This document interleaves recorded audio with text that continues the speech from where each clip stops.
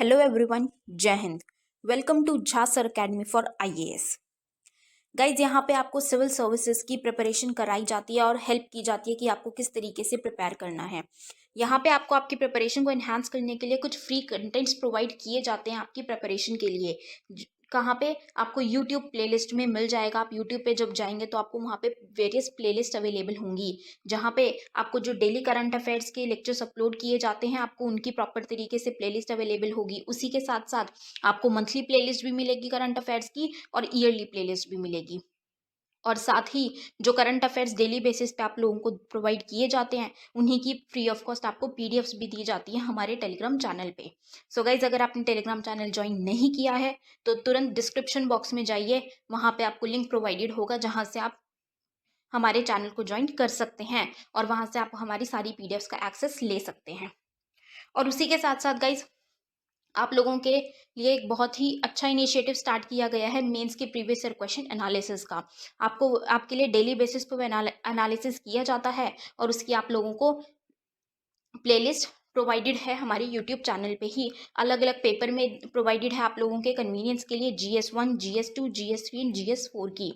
उसी के साथ साथ आप लोगों के लिए जीएस के अलग अलग सब्जेक्ट्स की भी प्लेलिस्ट अवेलेबल है। इकोनॉमिक्स है, जैसे सीसैट की आप लोगों के पास प्लेलिस्ट होगी और हिस्ट्री की भी प्लेलिस्ट आपको मिल जाएगी जो कि बिल्कुल फ्री होगी, वो आपको यूट्यूब पे ही अवेलेबल होगी। और इन्हीं प्लेलिस्ट में साथ ही साथ नए नए कंटेंट्स भी रेगुलर बेसिस पे ऐड ऑन किए जाएंगे, जिसके लिए आप लोगों को झा सर अकेडमी को रेगुलरली फॉलो करना है और अपनी प्रिपरेशन को एनहांस करना है, राइट। और उसी के साथ साथ गाइज, कुछ पेड कोर्सेज भी हैं जो आप लोगों के लिए लाए गए हैं Jha sir academy for IAS के द्वारा, जो जिन पेड कोर्सेज को झा सर खुद पर्सनली मेंटोर करते हैं, खुद उसको रिलेट करते हैं। जैसे कि जीएस का प्री प्लस मेंस बैच है गाइस, बिल्कुल जीरो से तैयारी करवाई जा रही है। झा सर खुद तैयारी करवाते हैं, पर्सनल गाइडेंस आपको दी जाती है, प्रॉपर तरीके से आपको अटेंशन प्रोवाइड की जाती है और बिल्कुल बेसिक से आपको तैयारी करवाई जा रही है आपकी प्रिपरेशन को एनहांस करने के लिए, राइट। तो आप इन कोर्सेज को भी ज़रूर ज्वाइन कीजिए। जैसे कि एक मेंस का भी आंसर राइटिंग का टेस्ट सीरीज बैच चल रहा है और प्रीलिम्स का भी टेस्ट सीरीज कोर्स चल रहा है गाइज, जो आपको हमारी ऐप पे टेस्ट सीरीज प्रोवाइड की जाएंगी। 10,000 क्वेश्चंस की आपको प्रैक्टिस कराई जाएगी। वो 10,000 क्वेश्चंस आपको कहाँ पे अवेलेबल होंगे? Jha sir academy for IAS की वेबसाइट पे भी अवेलेबल है और हमारा एक ऐप भी है Jha sir academy for IAS. आप अगर डालेंगे तो प्ले स्टोर से आपको वो ऐप मिल जाएगी, आप उसको डाउनलोड कर सकते हैं। वहाँ पे आपको प्रीलिम्स की टेस्ट सीरीज का एक्सेस भी मिल जाएगा और उसी के साथ साथ इतनी बेहतरीन ऐप है कि आपको वहाँ पे स्टडी टूल्स भी अवेलेबल हैं कि आपकी जो स्टडी है आप उसको ट्रैक कर सकते हैं कि आप कितना टाइम इफेक्टिवली स्टडी कर रहे हैं। तो इस ऐप को गाइज ज़रूर ज्वाइन कीजिएगा, डाउनलोड कीजिएगा और वेबसाइट भी अवेलेबल है। उस वेबसाइट पे भी आप जाके सब कुछ एक्सेस कर सकते हैं जो कि ऐप पे अवेलेबल है, right. So guys, Jha sir academy को रेगुलरली फॉलो करते रहिएगा। हेलो एवरीवन, जय हिंद। Welcome to Jha sir academy for IAS. Guys, अब हम करेंगे साइंस एनसीईआरटी क्लास 9 जो हम कर रहे थे, हमने उसका चैप्टर 1 वाइंड अप कर दिया है, ठीक है। अब हम आज स्टार्ट करेंगे chapter 2 of science class 9। Chapter 2 है हमारा is matter around us pure, कि क्या हमारे आसपास के पदार्थ शुद्ध हैं। प्योर का क्या मतलब है यहाँ पे, कि जैसे जैसे हम बोल देते हैं शुद्ध, जैसे हम बोल देते हैं, हम जब प्योरिटी की बात करते हैं कि कहीं कुछ मिलाया हुआ तो नहीं है, प्योर है ना ये चीज़। कि फॉर एग्जाम्पल सबसे बड़ा हम किसकी बात करते हैं, हम जैसे मिल्क की बात करते हैं कि अगर हम मिल्क मैन से मिल्क लेते हैं तो उस टाइम पे हम क्या देखते हैं कि अरे पानी तो नहीं मिलाया है, प्योर है या नहीं है, कितना पानी मिलाया हुआ है, आज तो पानी मिला हुआ है इसमें ज़्यादा, आज तो दूध नहीं है ये इसमें, ठीक है। तो वो क्या चीज़ है, वो हम प्योरिटी चेक करते हैं हम वेरियस चीज़ों की अपनी डे टू डे लाइफ में, और हम ये काम बहुत ज़्यादा करते हैं काफ़ी सारी चीज़ों में, क्योंकि प्योरिटी इज़ समथिंग जो कि बहुत ज़्यादा इम्पॉर्टेंट है, राइट। तो आज हम उसी के बारे में पढ़ेंगे कि जो हमारे आसपास जो भी चीज़ें हैं, जो पदार्थ हमें देखने को मिलते हैं, वो प्योर हैं या नहीं हैं, right. So let's start. How do we judge whether milk, ghee, butter, salt, spices, mineral water or juice that we buy from the market are pure. कि हम वही चीज़ है कि हम कैसे जज कर लेते हैं कि जैसे अगर हम दूध है, मिल्क है, घी, बटर है, ठीक है, या फिर जूस है या स्पाइसेस हैं अलग अलग, कि वो प्योर है या नहीं है, कि वो बिल्कुल शुद्ध है या नहीं है, या उसमें कुछ मिलावट हो रखी है। क्योंकि प्योर का मतलब तो यही है, हम किससे निकालते हैं जब हम दूध लेते हैं कि प्योर नहीं है, आज ये दूध में मिलावट हो रखी है, पानी मिलाया हुआ है दूध में। तो वो क्या चीज़ है कि क्या हम किस तरीके से जज कर लेते हैं कि वो प्योर है या नहीं है। Have you ever noticed the word pure written on the packs of these consumables. कि कई बार हम क्या करते हैं कि जो फूड आइटम्स होती हैं, ठीक है, उन पे लिखा हुआ होता है ऊपर प्योर, प्योर घी, प्योर मिल्क, प्योर सॉल्ट, इस तरीके से लिखा हुआ होता है, तो क्या उनके लिखने से वो प्योर हो जाता है? Absolutely not. सिर्फ लिखने से ही वो प्योर नहीं होता। हम सब जानते हैं कि उसके अंदर कुछ ना कुछ मिला हुआ है, कुछ केमिकल्स मिले हुए हैं। केमिकल नहीं होगी तो वेरियस चीज़ें उसमें मिली हुई होंगी, चाहे कुछ भी हो, बट वो प्योर तो कंप्लीटली नहीं होता है। For a common purpose person, pure means having no adulteration, but for a scientist all these things are actually mixtures of different substances and hence not pure। कि अभी जैसे हमने बात की, एक कॉमन पर्सन के तौर पे हमने अभी जो बात की वो क्या है कि प्योर का क्या मतलब है कि उसमें कोई एडल्ट्रेशन नहीं है, मतलब कि उसमें हमने कोई मिलावट नहीं की है। जैसे कि दूध की हमने बात की कि उसमें पानी डाला है कि नहीं डाला है। पानी अगर डाला है तो हम क्या कहते हैं कि देखो गलत काम कर रहा है वो, उसने उसने दूध में पानी मिलाया है। तो एक कॉमन पर्पस के पर्सन के लिए प्योर का क्या मतलब है कि उसमें कुछ मिलाया हुआ नहीं है, जो उसमें नहीं होना चाहिए, वो प्योरिटी नहीं रखी, ठीक है। बट अगर हम साइंटिस्ट की बात करें, यहाँ पे जो साइंटिस्ट की थिंकिंग है, जो साइंटिस्ट सोचते हैं, उनके हिसाब से प्योर का क्या मतलब है कि जो सिर्फ एक ही चीज से बना हुआ हो, उसको वो कहते हैं कि इट इज प्योर। तो साइंटिस्ट के हिसाब से कोई भी चीज प्योर होती ही नहीं है। क्यों?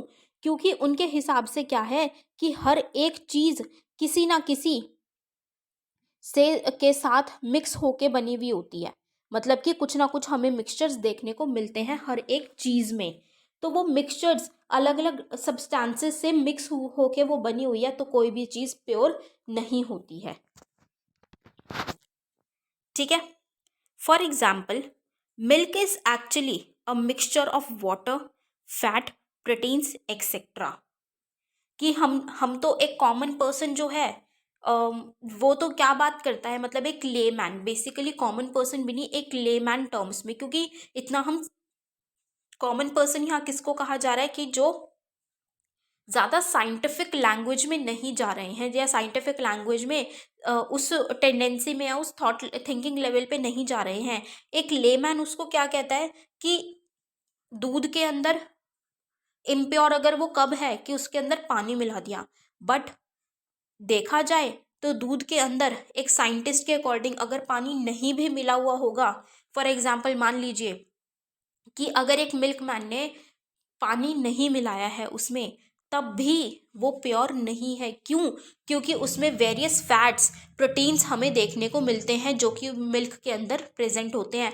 तो इसीलिए वो कहते हैं कि कुछ ना कुछ अलग अलग सब्सटेंसेस से मिलके एक प्रोडक्ट या एक थिंग बनी हुई होती है, तो कोई भी चीज़ प्योर नहीं होती। तो बिना पानी वाला दूध हमारे लिए प्योर होगा एक लेमैन के लिए, but for a scientist it is also not pure. When a scientist says that something is pure, it means that all the constituent particles of that substance are the same in their chemical nature। अगर एक scientist कहता है ना कि ये चीज़ pure है, तो उसका मतलब क्या है कि उस सब्सटेंस के अंदर जो भी चीज़ें हैं उन सब का केमिकल नेचर सेम है। मतलब रासायनिक प्रकृति जो है उनके अंदर वो सब में समान है, सेम नेचर के वो देखने को मिलते हैं, तब वो कहेंगे उसको pure. A pure substance consist of a single type of particles. जैसे हम बोल देते हैं ना, क्या किया जाता है, जैसे कि हम कहे डिपार्टमेंटलाइजेशन या फिर एक स्पेशलाइजेशन होती है। जैसे फॉर एग्जांपल, अगर आप लोग मॉल्स में जाते हैं तो मॉल्स में क्या किया गया होता है, सब कुछ ना एक जगह पे, ऐसा तो नहीं होता है ना वहाँ पे उनकी जो सेटिंग होती है सामान रखने की, वो एक स्ट्रैटेजिक होती है, मतलब कि किस तरीके से होती है। फॉर एग्जाम्पल अगर सोप्स हैं, ठीक है, तो वो एक ही डिपार्टमेंट में सोप्स होंगे, मतलब एक ही जगह सारे के सारे हर एक तरीके के रखे हुए होंगे। बिस्किट्स हैं तो बिस्किट्स एक ही जगह पे, एक ही रैक पे सारे आपको बिस्किट्स मिलेंगे, हर एक टाइप के, छोटे भी बड़े भी, और हर एक कंपनी के हर तरीके के बिस्किट्स वहाँ मिलेंगे। तो सेम तरीके से वो क्या कह रहे हैं कि प्योर वो चीज़ है जहाँ पे जो एक ही तरीके के पार्टिकल्स हैं, अगर वही उसमें प्रेजेंट है किसी चीज़ में, तो वह प्योर है। कि अगर मान लीजिए एक रैक में अगर बिस्किट्स रखे हैं, तो अगर वहाँ पे सिर्फ बिस्किट्स हैं तो वो प्योर है, क्योंकि एक ही तरीके के हैं एक ही चीज़ में।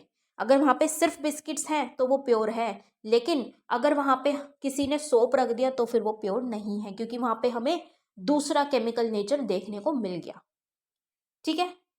In other words, a substance is a pure single form of matter. कि एक सब्सटेंस तब प्योर है जब उसके उसके अंदर हमें हमें एक सिर्फ सिंगल एक ही तरीके का मैटर देखने को मिलता है, एक ही तरीके का पदार्थ उसमें होता है, तो फिर वो सब्सटेंस क्या है, प्योर है। Right. As we look around, we can see that most of the matter around us exist as mixtures of two or more pure components. For example, sea water, minerals, soil, etc. are all mixtures.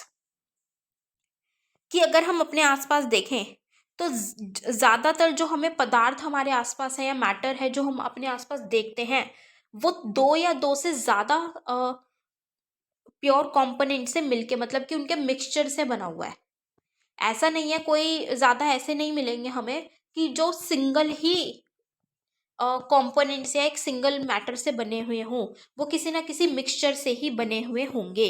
दो या दो से ज़्यादा हमें उसके अंदर components देखने को मिलेंगे, जैसे कि सी वाटर है। ठीक है, सी वाटर क्यों, जैसे वो खारा होता है तो उसमें हमें नमक भी देखने को मिल रहा है, पानी भी है, नमक भी है। ठीक है, हो सकता है कि उसमें थोड़ी सी हमें मिट्टी भी देखने को मिले। मिनरल्स है, मिनरल्स में हमें अलग अलग चीज़ें देखने को मिलती हैं। सॉइल है, उसमें भी हमें वेरियस चीज़ें देखने को मिलती हैं। ठीक है, गैसेस भी उसमें अंदर देखने को मिलती हैं, हमें पानी भी होता है, काफ़ी सारी चीज़ें होती है। तो ये सब क्या होते हैं, मिक्सचर, जिसमें हमें दो या दो से ज़्यादा कंपोनेंट्स देखने को मिलते हैं। राइट। तो हम अब थोड़ा सा प्रॉपर तरीके से बात करें व्हाट इज अ मिक्सचर, कि एक मिश्रण होता क्या है। Mixtures are constituted by more than one kind of pure form of matter. अब यहाँ पे क्या बात की जा रही है, प्योर फॉर्म ऑफ मैटर यहाँ पे क्यों बोला जा रहा है बार बार, मतलब कि जो एक तरीके का पार्टिकल है, एक ही तरीके के हैं, वैसे ही, मतलब सिंपल तरीके से, जैसे अभी हमने रखा था कि एक जगह पे बिस्किट्स है, एक जगह पे सोप है। ठीक है, एक जगह हम ले लेते हैं चॉकलेट्स रखी हुई हैं। राइट। तो अब वो क्या है कि वो पूरा जो बिस्किट्स का रैक है वो एक प्योर फॉर्म है, पूरा का पूरा एक वो प्योर है। ठीक है, दूसरा जो सिर्फ सोप का है, साबुन ही जहाँ पे रखे हैं, वो एक दूसरा प्योर फॉर्म है। तो अगर उन दोनों को मिला के कोई चीज़ बनाई जा रही है, ठीक है, वो दो या फिर उन तीनों को, उसमें चॉकलेट भी अगर मिला ले, वो तीनों को अगर हम एक रैक में रख देंगे तो क्या है, वो मिक्सचर बन जाएगा कि वो तीनों का ही हमें मिश्रण देखने को मिल रहा है। वहाँ पे तीनों प्योर फॉर्म का, अलग अलग क्या है, वो एक प्योर फॉर्म है। ठीक है, उन तीनों का हमें जब हम उनको मिला देंगे आपस में तो वो क्या बन जाएगा, मिक्सचर बन जाएगा। ठीक है, सिंपल सॉर्टेड तरीके से। Right. We know that dissolved sodium chloride can be separated from water by a physical process of evaporation.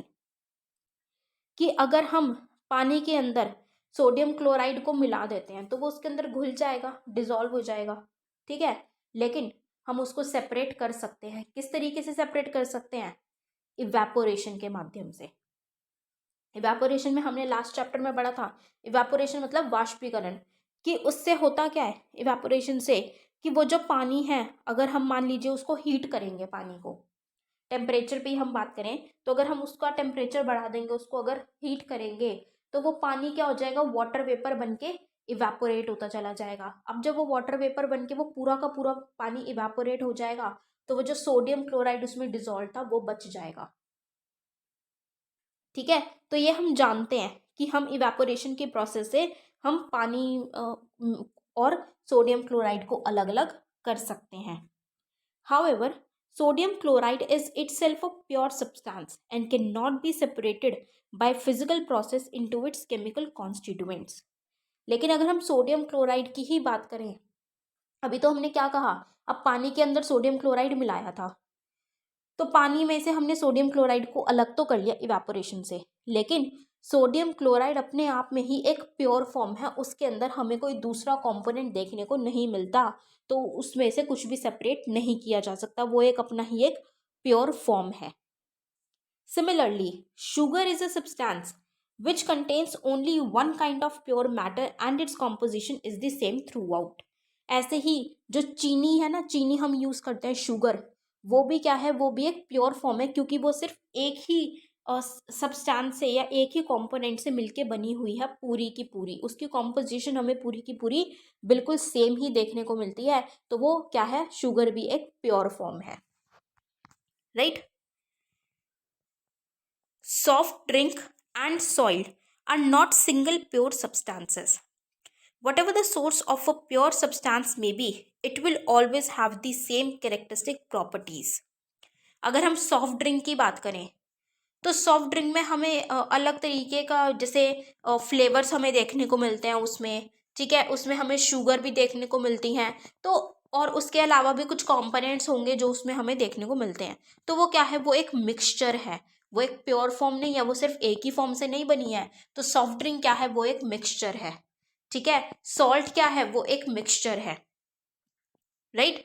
तो ये या सॉइल है, सॉरी, सॉल्ट क्या है, सॉल्ट तो प्योर फॉर्म है, सॉइल एक मिक्सचर है। तो क्या चीज है कि कोई भी जो प्योर सब्सटेंस होगा वो ऑल टुगेदर पूरा का पूरा एक ही कंपोनेंट से बना हुआ होगा, उसके अंदर सारी की सारी किसी भी एंगल से आप देखेंगे तो उसकी जो कैरेक्टरिस्टिक प्रॉपर्टीज हैं, ठीक है, उसकी जो विशेषता है, उसके अंदर जो भी चीज़ें हैं वो बिल्कुल सेम ही होंगी, अलग अलग नहीं होंगी, क्योंकि वो एक ही कंपोनेंट से मिलके बना हुआ है। Therefore, we can say that a mixture contains more than one pure substance. कि एक मिक्सचर हम उसको कहते हैं या एक मिक्सचर में हमें एक से ज़्यादा प्योर सब्सटेंस देखने को मिलते हैं। कि अगर हम ये कहते हैं ना मिक्सचर की डेफिनेशन में कि mixture is a mixture contains two or more than to substances, तो वो डेफिनेशन इनकम्प्लीट है हमारी। क्यों इनकम्प्लीट है? क्योंकि हमने क्या कहा, to or more than to substances, जबकि वहाँ पे टू सब्सटेंसेस नहीं है। क्यों? क्योंकि वो क्या है, वहाँ पे हमने क्या मेंशन नहीं किया, प्योर सब्सटेंसेस, वो दो या दो से ज़्यादा प्योर सब्सटेंसेस होने चाहिए, ठीक है। तो इसीलिए मिक्सचर्स कौन से होते हैं जिसमें हमें दो या दो से ज़्यादा प्योर सब्सटेंसेस देखने को मिलते हैं, ठीक है। अब हम नेक्स्ट बात करें, एक सॉल्यूशन क्या होता है, what is a solution. Solution वो वाला सॉल्यूशन नहीं जो हम प्रॉब्लम का सॉल्यूशन निकालते हैं, वो नहीं, दूसरा सॉल्यूशन है यहाँ पे। A solution is a homogeneous mixture of two or more substances. अब एक सॉल्यूशन क्या है कि अब जैसे दो या दो से ज़्यादा हमने जब प्योर सब्सटेंसेस को मिक्स किया, मतलब कि दो या दो से ज़्यादा प्योर सब्सटेंसेस लेकर आए हम, तो उसको तो हमने क्या कह दिया, मिक्सचर। उनको मिलाने पे हमने क्या कह दिया उसको, कि वो मिक्सचर है, ठीक है। अब जो उस मिक्सचर से बनता है, एक होमोजीनियस जो बनता है मिक्सचर, उसको हम क्या कहते हैं, सॉल्यूशन। कि दो या दो सब्सटेंसेस से जो मिक्सचर बनता है, उस मिक्सचर को हम क्या कह देते हैं, solution. You may come across various types of solutions in your daily life. Lemonade, soda water etcetera are all examples of solutions. कि हम बढ़ते हैं ना, नींबू पानी पीते हैं हम, या सोडा है, या हम बात करें अगर टी है, कॉफी है, तो ये क्या है, ये सारे सॉल्यूशन हैं जो कि दो या दो सब्सटेंसेस से मिलके बने होते हैं।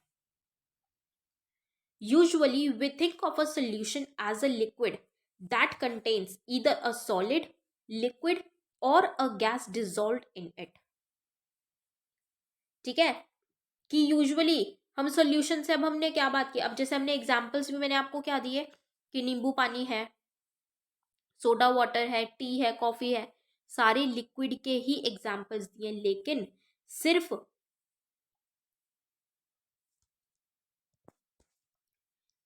सिर्फ लिक्विड ही सॉल्यूशन नहीं हो सकते। ठीक है, मतलब कि अगर हम सॉल्यूशन की बात करें तो जरूरी नहीं है कि वो सिर्फ लिक्विड ही है, कि जब हमने किसी सॉलिड को या किसी दूसरे लिक्विड को या गैस को उसके अंदर डिसॉल्व कर दिया है और वो एक लिक्विड बन गया तो वो सॉल्यूशन है, नहीं, सिर्फ वही एक सॉल्यूशन नहीं होता। We can also have solid solutions, जैसे कि एलॉयज, तो वो सॉलिड सॉल्यूशंस होते हैं, या फिर गैशियस सॉल्यूशंस मतलब कि एयर। ठीक है, तो सॉलिड, लिक्विड, गैस तीनों ही हमें सॉल्यूशंस देखने को मिलते हैं in various forms. In a solution there is homogeneity at the particle level, मतलब कि पार्टिकल जो होते हैं उसके वो होमोजीनियस होते हैं एक सॉल्यूशन में। होमोजीनियस मतलब कि एक जैसे से होते हैं। For example, lemonade taste the same throughout. ठीक है, this shows that the particles of sugar और salt are evenly distributed in the solution. कि अगर हम नींबू पानी बनाते हैं तो ऐसा तो नहीं है कि नींबू पानी का टेस्ट बदल जाता है, कि एक बार हमने पिया तो कुछ और टेस्ट था, दोबारा हम जब बना के पियेंगे तो उसका टेस्ट कुछ और होगा। नहीं, उसका टेस्ट सेम ही होता है। ठीक है, अब ऐसा नहीं है कि आप कहें कि एक बार अगर 2 चम्मच चीनी डाली थी और दूसरी बार 1 चम्मच चीनी डालेंगे तो टेस्ट अलग होगा ऑब्वियसली, लेकिन वो जो एक नॉर्मल टेस्ट होता है वो सेम ही आएगा। क्यों?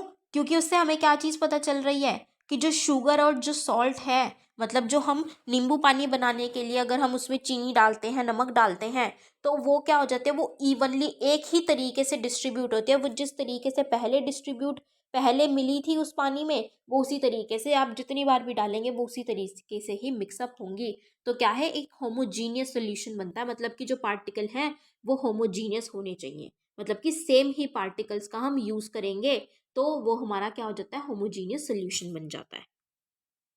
ठीक है, a solution has a solvent and a solute as its components.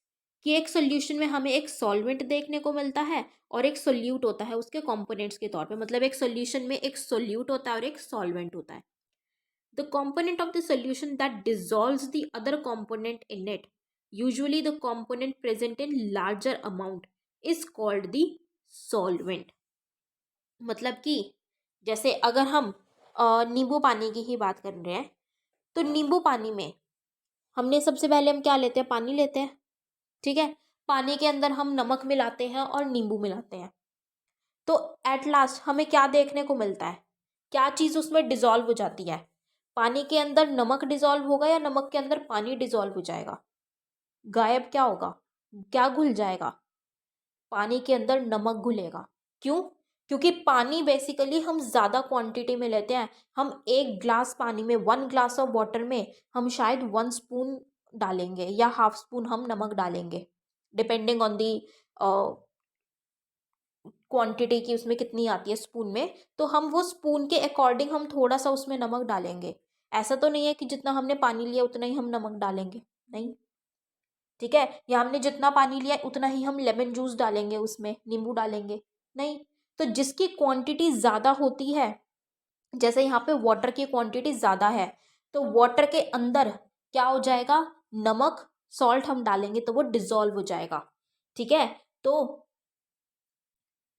यहाँ पे पानी क्या हुआ कि जो दूसरे कंपोनेंट को अपने अंदर घुला देता है, मतलब कि पानी ने अपने अंदर क्या कर लिया, सॉल्ट को, नमक को घुला दिया, तो पानी यहाँ पे क्या है, सॉल्वेंट।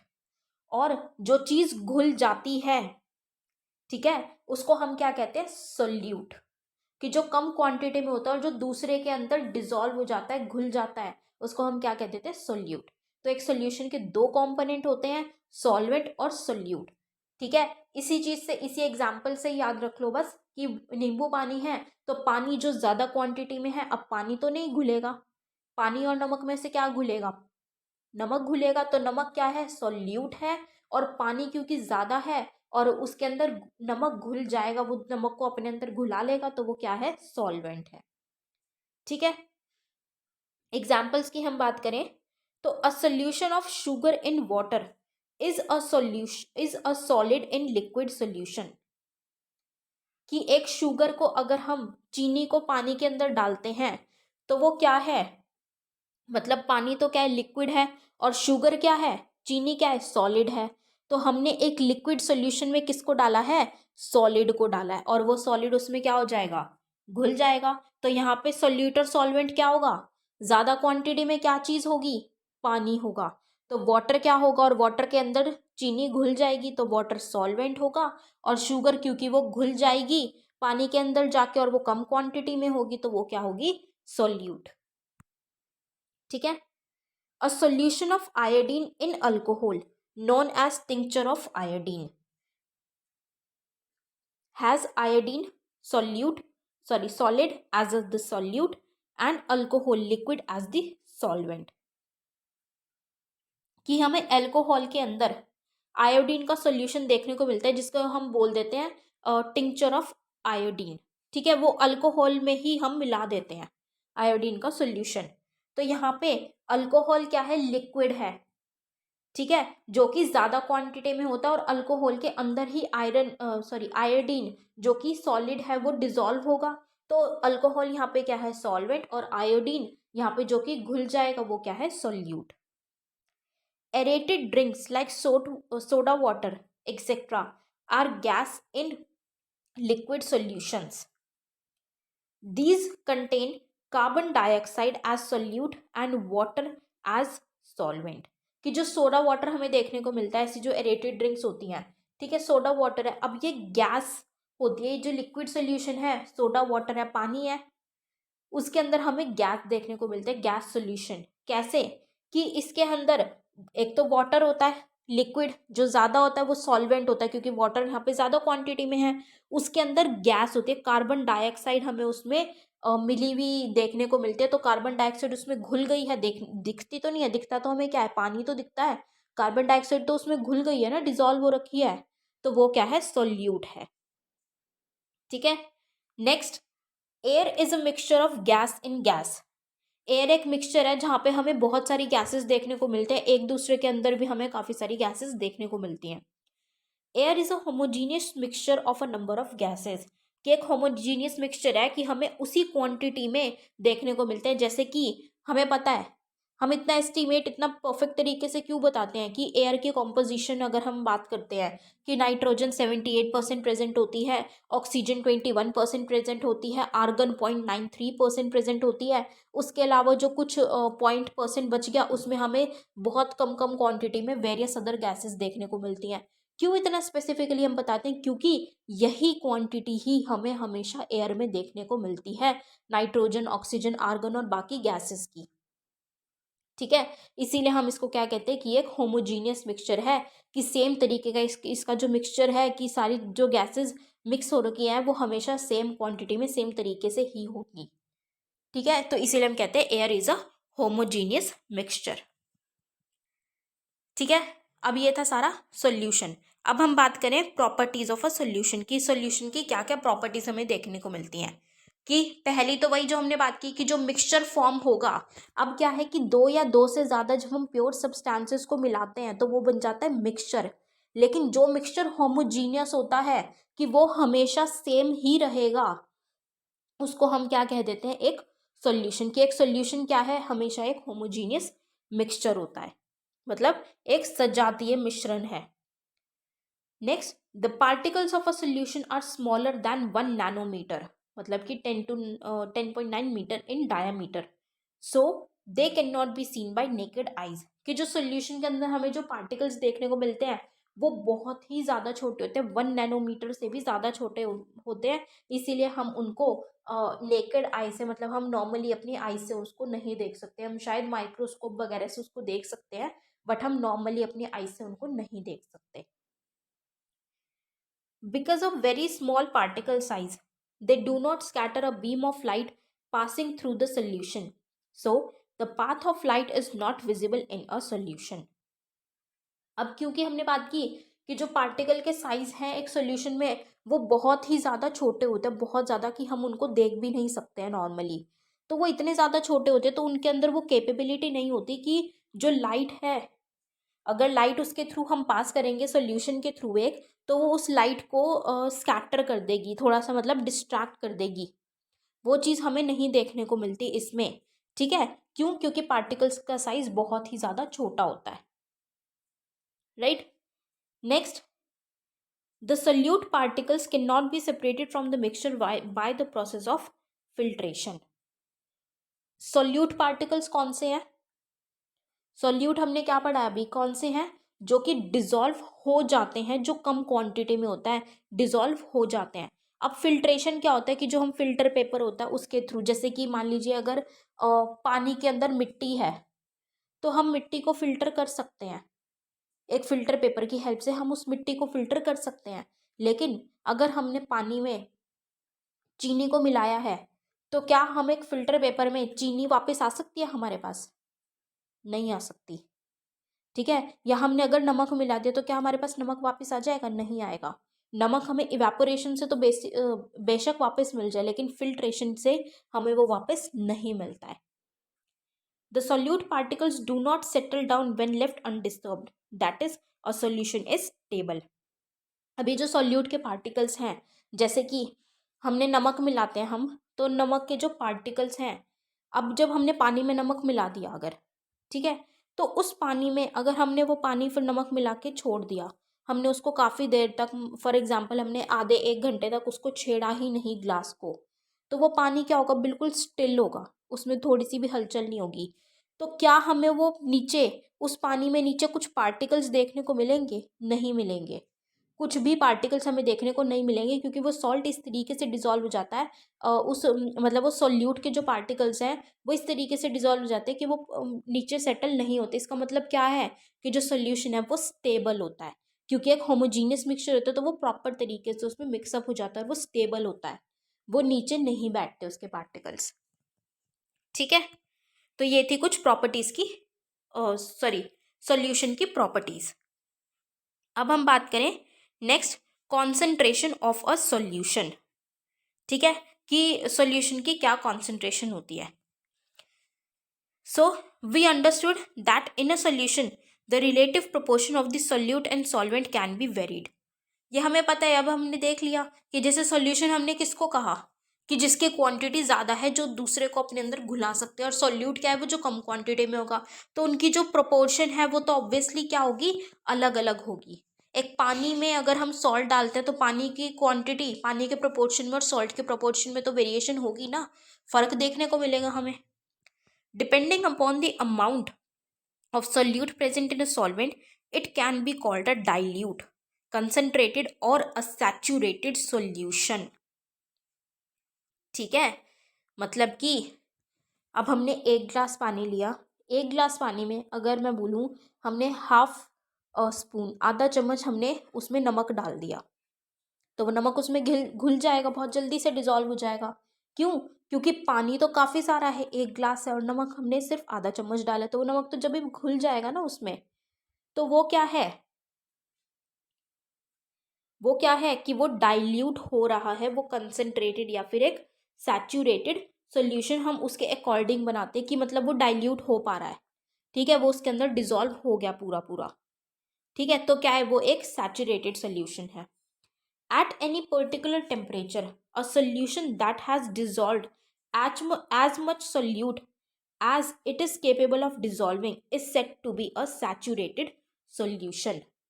कि मतलब अब हमने उसमें आधा चम्मच नमक डाला, वो उसमें डिसॉल्व हो गया, ठीक है, फिर हमने आधा चम्मच नमक डाला, वो भी उसमें डिसॉल्व हो गया। इसका मतलब क्या है कि उसकी डिसॉल्विंग कैपेसिटी है। जब तक वो नमक को, वो पानी, एक गिलास पानी उस नमक को डिसॉल्व कर पाएगा, तब तक वो एक सैचुरेटेड सोल्यूशन है। अब ये मत कहना कि नमक तो उसमें कितना भी डाल लो घुल ही जाएगा, नहीं, डाल के देखना, नहीं घुलेगा। एक पॉइंट ऐसा आएगा, अगर आप उसमें नमक डालते जाओगे डालते जाओगे डालते जाओगे, तो वो एक लिमिट तक ही डिसॉल्व होगा, क्योंकि वो उसकी कैपेसिटी है कि वो पानी उस कितना नमक डिसॉल्व कर पाएगा। जैसे अभी हमने बात की थी ना कि अगर क्वांटिटी ज़्यादा है, जैसे कि जो सॉल्वेंट है मतलब पानी है, अगर उसकी क्वांटिटी ज़्यादा है, तो हमें वो दूसरे कंपोनेंट को डिसॉल्व कर लेगी अपने में, ठीक है। लेकिन अगर सेम ही हमें क्वांटिटी या इतनी देखने को मिल गई, अगर उस पॉइंट पे आ गया कि वो सैचुरेशन, अगर पॉइंट सैचुरेशन कहते हैं ना कि मैक्सिमम पॉइंट आ गया, तो अगर वो तब तक तो वो सैचुरेटेड सॉल्यूशन है जब तक कि वो पानी नमक को डिसॉल्व कर पा रहा है जितना भी हम डाले जा रहे हैं। लेकिन जब वो नमक डिसॉल्व होना बंद हो जाएगा, वो नीचे सेटल होने लग जाएगा ना, उस टाइम पे समझ लो कि पानी की कैपेसिटी खत्म हो चुकी है और ज्यादा नमक डिसॉल्व करने की। ठीक है। In other words, when no more solute can be dissolved in a solution at a given temperature, it is called a saturated solution. कि वो जो पॉइंट आता है ना कि जैसे डाइल्यूट तो हमने किसको कहा है, डाइल्यूट और कंसंट्रेटेड दोनों अलग अलग टर्म्स हैं, सेम नहीं है। डाइल्यूट तो क्या है कि जब तक नमक उसमें घुल रहा है तब तक वो एक डाइल्यूट सॉल्यूशन है, कि वो डाइल्यूट हो रहा है उसमें नमक, अभी वो डिसॉल्व हो रहा है। लेकिन जब वो कैपेसिटी आ जाएगी ना कि बस अब अंत हो गया, अब इससे ज़्यादा नहीं, इससे ज़्यादा नहीं झेला जाएगा, वो कहते हैं ना कि अब बस बहुत हुआ, कि अब बस बहुत हो गया, वो मैक्सिमम पॉइंट आ गया, तो उस पॉइंट को जब उससे ज़्यादा की अगर एक पॉइंट पे हमने नमक डाला और उस पॉइंट से ज़्यादा अब वो पानी और भी ज़्यादा नमक को डिसॉल्व नहीं कर सकता है, तो वो पॉइंट जो मैक्सिमम पॉइंट है उसको हम कहते हैं कंसंट्रेटेड या सैचुरेशन पॉइंट, कि जब और भी ज़्यादा उसमें नमक मिलाया नहीं जा सकता है। The amount of the solute present in this saturated solution at this temperature is called its solubility. कि उस सैचुरेटेड सॉल्यूशन मतलब कि जो मैक्सिमम पॉइंट है उस सॉल्यूशन का, कि और ज़्यादा नहीं उसमें मिक्सअप होगा, डिसॉल्व होगा सॉल्ट, तो उस सैचुरेटेड सॉल्यूशन में जितना भी हमें सॉल्यूट मतलब कि मान लीजिए जो हम नमक ले रहे हैं, जितना भी नमक उसमें प्रेजेंट है उसको हम क्या कहते हैं, सॉल्युबिलिटी। कि सॉल्युबल है कि ये उसमें मिक्सअप हो चुका है। ठीक है। If the amount of solute contained in a solution is less than the saturated level, it is called an unsaturated solution. कि जिसको हम डाइल्यूट कह रहे थे कि वो डिसॉल्व हो रहा है अभी। ठीक है। तो जब वो डिसॉल्व हो रहा है, वो मैक्सिमम पॉइंट उसका नहीं आया है, तो जब तक मैक्सिमम पॉइंट नहीं आया तब तक हम उसको क्या कहेंगे कि अनसैचुरेटेड सॉल्यूशन है। अनसैचुरेटेड का मतलब यहाँ पे क्या आ गया कि अनसैचुरेटेड है, कि अभी इसमें और भी ज़्यादा हम नमक मिला सकते हैं, और सैचुरेटेड मतलब इससे ज़्यादा नहीं हो पाएगा। ठीक है। What would happen if you were to take a saturated solution at a certain temperature and cool it slowly? We can infer that different substances in a given solvent have different solubilities at the same temperature. The concentration of a solution is the amount of solute present in the given amount of solution. कि जो solution की concentration है वो क्या होती है, कि हम concentration उसकी कैसे लेते हैं कि amount मतलब कि amount of solute की कितना मास है, कितनी वॉल्यूम है solute की, मतलब जो डिसॉल्व होता है वो कितना है एक गिवन अमाउंट ऑफ सोल्यूशन में, कि वो कितना है उससे हम निकाल पाते हैं कि कितनी कंसंट्रेशन है, कितना उसमें डिसॉल्व हो पा रहा है या कितना डिसॉल्व हो सकता है। ठीक है। मतलब वो जब हम अमाउंट निकालते हैं, तो there are various ways of expressing the concentration of a solution, but here we will learn only 3 methods. यहाँ पे मतलब बहुत सारे तरीके हैं जिससे कि हम एक सोल्यूशन की कंसंट्रेशन निकाल सकते हैं, मतलब कि कितना लेवल है उसका, सैचुरेशन पॉइंट कितना होगा। लेकिन हम यहाँ पे 3 मेथड से देखेंगे। Mass, mass by mass percentage of solution, कि हम अगर दोनों के मास को कंपेयर करते हैं। ठीक है। तो क्या है उसका formula, mass of solute divided by mass of solution into 100, कि अगर हम दोनों के मास को कंपेयर करके निकाल रहे हैं। फिर मास बाय वॉल्यूम परसेंटेज, कि मतलब हम मास बाय वॉल्यूम का है कि सॉल्यूट का तो मास ले रहे हैं और जो सॉल्वेंट है उसकी वॉल्यूम ले रहे हैं, तो उससे हम जब कंसंट्रेशन निकाल रहे हैं तो mass of solute divided by volume of solution into 100। और तीसरा मेथड क्या है कि जब हम दोनों की ही वॉल्यूम से ही निकाल रहे हैं, कि सॉल्यूशन में दोनों की वॉल्यूम क्या है, कि volume of solute divided by volume of solution into 100। ठीक है। तो ये 3 मेथड्स हैं जिनकी हेल्प से हम एक सॉल्यूशन की कितनी कंसंट्रेशन है, मतलब कि एक सॉल्यूशन का सैचुरेशन पॉइंट कितना होगा या सैचुरेशन पॉइंट रीच हुआ है कि नहीं हुआ है, ठीक है, कब तक वो रीच हो सकता है, क्या वो पॉइंट है, हम उस सैचुरेशन पॉइंट को यहाँ से पता कर सकते हैं इन 3 मेथड्स की हेल्प से। ठीक है, सो आज का लेक्चर गाइज यहीं तक रखते हैं, बाकी का पोर्शन हम अपनी कल की क्लास में कवर करेंगे। तो आज हमने क्या पढ़ा है, एक थोड़ा सा ओवरव्यू ले लेते हैं। हमने क्या देखा है, मिक्सचर्स और सोल्यूशन के बारे में पढ़ा है हमने। बेसिकली मिक्सचर्स क्या होते हैं, जिसमें कि 2 या 2 से ज़्यादा प्योर सब्सटेंसेस होते हैं। प्योर सब्सटेंस जिसमें कि सेम तरीके की का ही कॉम्पोनेंट है, मतलब कि सेम जो भी एक कंपोनेंट हम ले रहे हैं उसकी केमिकल प्रॉपर्टी सेम है। ठीक है, चाहे वो अलग अलग भी दिखते, लेकिन अगर उसकी केमिकल प्रॉपर्टी सेम है तो वो एक ही कंपोनेंट में माना जाएगा, मतलब कि वो एक प्योर सब्सटेंस है। ठीक है, अगर हम ऐसे ही एक से ज़्यादा प्योर हम ले लेते हैं सब्सटेंस, उनको अगर हम मिला देते हैं तो उसको हम क्या कह देते हैं, मिक्सचर। ठीक है, और जब एक मिक्सचर अगर होमोजीनियस होता है, मतलब कि उसको वो हमेशा सेम ही रहेगा। ठीक, जैसे नींबू पानी है, नींबू पानी को अगर हम बनाते हैं, नींबू पानी बनाते हैं तो नींबू पानी हमेशा सेम ही बनेगा, मतलब उसका टेस्ट सेम ही आएगा। अगर हम उसमें सेम ही सेम चीज़ें ही मिक्स करेंगे तो वो सेम ही रहेगा। तो एक जो होमोजीनियस मिक्सचर होता है उसको हम सॉल्यूशन कह देते हैं। उसके हमने 2 कंपोनेंट्स देखे, सॉल्वेंट और सॉल्यूट। सॉल्वेंट क्या होता है, जो कि लार्ज क्वांटिटी में होता है और जो अपने अंदर दूसरी चीज़ को डिसॉल्व कर लेता है। और जो चीज़ कम क्वांटिटी में होती है, जो डिसॉल्व होती है, उसको हम क्या देते हैं, सॉल्यूट। तो उसकी इसी तरीके से प्रॉपर्टीज़ है कि एक होमोजीनियस मिक्सचर होता है, और दूसरा कि उसके पार्टिकल्स बहुत ज़्यादा छोटे होते हैं जिससे कि हम उनको देख नहीं सकते हैं। तीसरा, पार्टिकल्स बहुत छोटे की होने की वजह से वो लाइट को स्कैटर नहीं कर पाते। ठीक है, और चौथा कि जो सोल्यूट है, मतलब कि जो पार्टिकल्स डिसॉल्व होते हैं, वो पार्टिकल्स क्या है, पूरे तरीके से उसमें डिसॉल्व इतने अच्छे से हो जाते हैं, मतलब वो सोल्यूशन स्टेबल होता है कि अगर हम वो जो पार्टिकल्स हैं वो नीचे नहीं बैठते। अगर हम उस सोल्यूशन को बिना छेड़े रख देंगे अनडिस्टर्ब, तो वो नीचे भी नहीं बैठते। तो वो सोल्यूशन क्या है, स्टेबल होता है। ठीक है, उसके बाद हमने बात की कंसनट्रेटेड सोल्यूशन की, कि एक अगर हम पानी में नमक मिला रहे हैं, सोल्यूट मिला रहे हैं, तो जब तक वो मिल रहा है, अगर उसमें कैपेसिटी है कि वो मिल रहा है, तो तब तक वो क्या है, डाइल्यूट है, कि वो डाइल्यूट सोल्यूबल है, कि वो उसमें मिलता जा रहा है। वो एक अनसैचुरेटेड सोल्यूशन है कि अभी उसमें कैपेसिटी है।